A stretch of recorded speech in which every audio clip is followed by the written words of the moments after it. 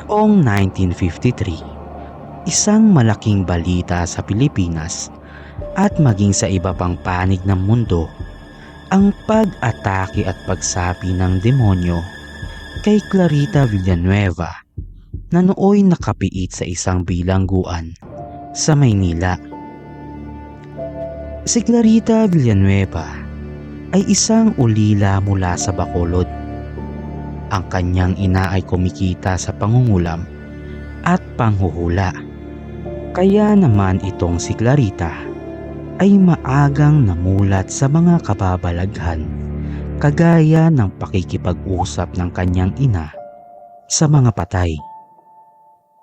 Nang 12 anyos na si Clarita, namatay ang kanyang ina. Dahil wala namang ibang kamag-anak na malalapitan, namasukan si Clarita bilang isang kasambahay sa Maynila. Kalaunan, nawalan ng trabaho si Clarita. At dahil wala naman itong ibang alam na pagkakakitaan, sa edad na 17 anyos, napilitan si Clarita na magbenta ng laman. Isang gabi nang mahina ang kita ni Clarita sa bahay aliwan, napagpasyahan niyang lumabas para bumili sana ng sigarilyo. Ito niya naisipan na malalaking dumadaan na makipagtalik sa kanya kapalit ng pera. Dalawang lalaki ang sakto namang napadaan at agad itong nilapitan ni Clarita. Inalok niya ito ng kanyang serbisyo. Hindi alam ni Clarita, mga nakasibilyang pulis pala ang kanyang kausap. Agad naman siyang hinuli ng mga ito at agad na ikinulong sa Old Bilibid Prison. Nang mga panahong yun, ang Old Bilibid Prison ay may 300 taon na mula nang maitayo. Itinayo ito ng panahon pa ng mga Kastila, pero ng panahon ng mga Hapon, ginawa itong torture place. Ang kulungang ito ay talaga namang nakakakilabot.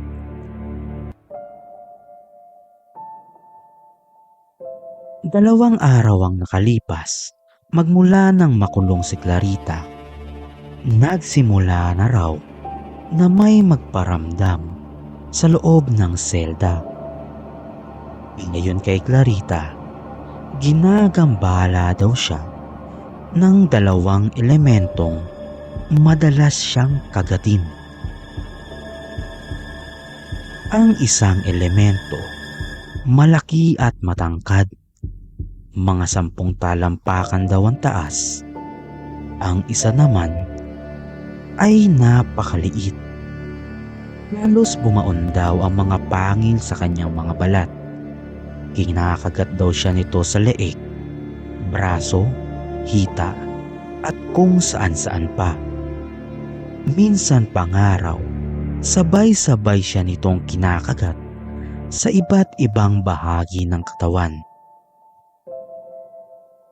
Makalipas pa ang ilang mga araw, napansin ng mga kasama niya sa loob ng selda na para bang iba na ang ikinikilos nitong si Clarita.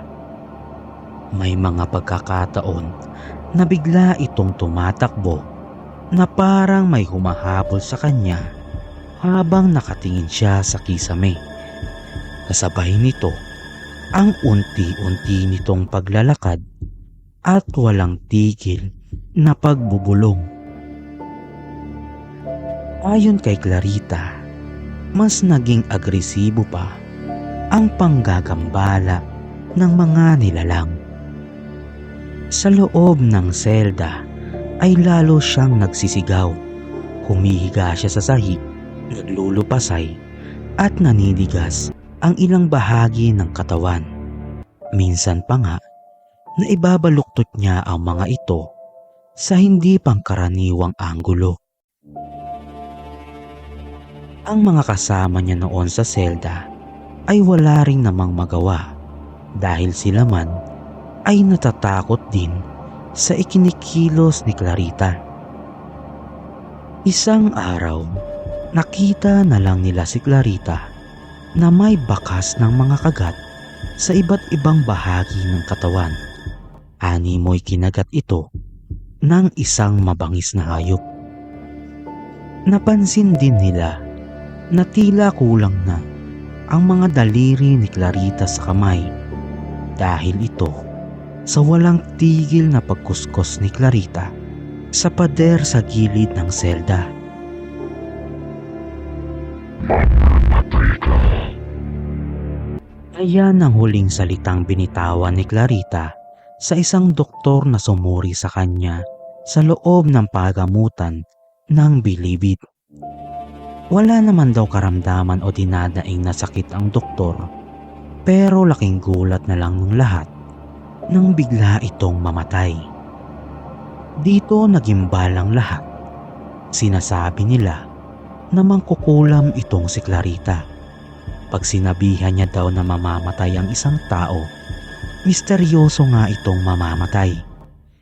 Tila ba isang sumpa? Pati na din ang jail guard hindi nakaligtas.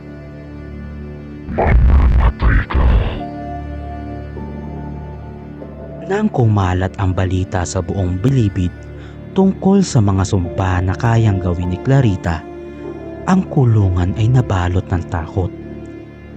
Humingi rin ng tulong ang mga otoridad para kay Clarita, ngunit mga espiritista lamang ang tumugon sa kanila. Ngunit ang mga ito ay hindi rin napaalis ang kumakagat kay Clarita. Hindi makapaniwala ang mga doktor sa bilibid. Kahit na sa Amerika pa sila nag-aral, ngayon lang daw sila nakasaksi ng ganitong kaso. Hanggang sa araw-araw na itong nangyayari kay Clarita. Hanggang sa isang araw, may isang radio reporter na pumunta sa bilibid para i-record ang nakakapangilabot na pagsanib ng mga demonyo kay Clarita. Si Lester Sumal na isang ebanghelista ay narinig ang mga pangyayaring ito sa radyo.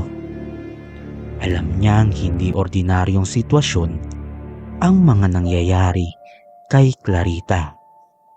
Hindi siya nakatulog simula nang marinig niya ang mga balitang ito.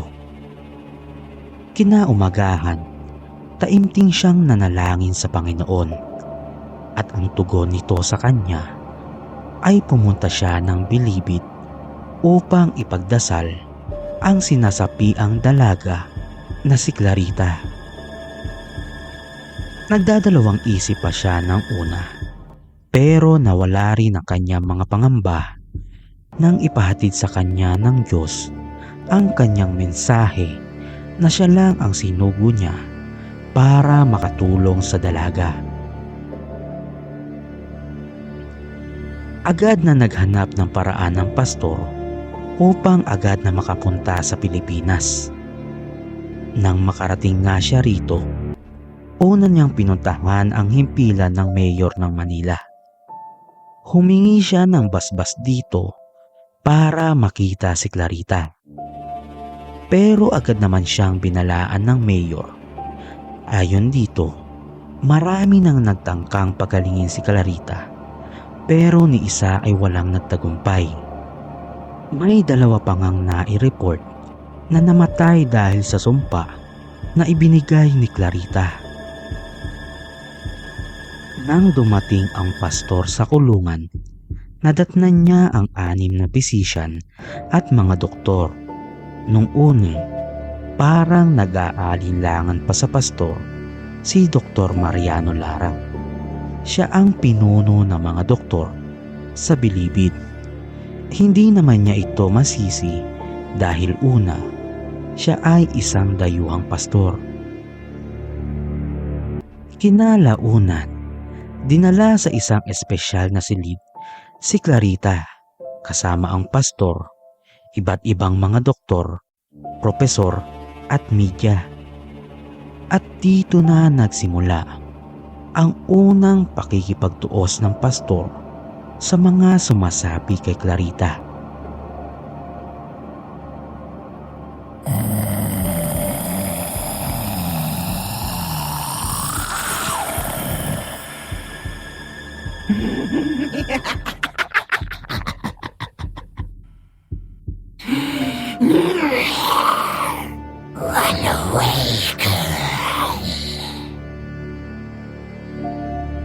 Dumating sa punto na hindi na alam ng pastor ang kanyang mga gagawin. Pero puro kalapastangan sa Diyos ang namumutawi sa bibig ni Clarita. Inutusan ng pastor ang demonyo na pakawalan si Clarita. Maya-maya lang, umaliwalas ang kanyang pakiramdam. Pagkatapos ng mga pangyayaring ito, kumalat na sa buong mundo ang balita tungkol sa pagsapi ng mga demonyo kay Clarita. Matapos ang isinagawang deliverance, umayos ang lagay ng dalaga. Pero hindi pa dito nagtatapos ang kanyang kalbaryo. Ilang araw pa ang lumipas, nagsimula na namang kagatin si Clarita ng mga nilalang. Agad naman itong tinugunan ng pastor at isinagawa ang huling laban sa mga demonyo.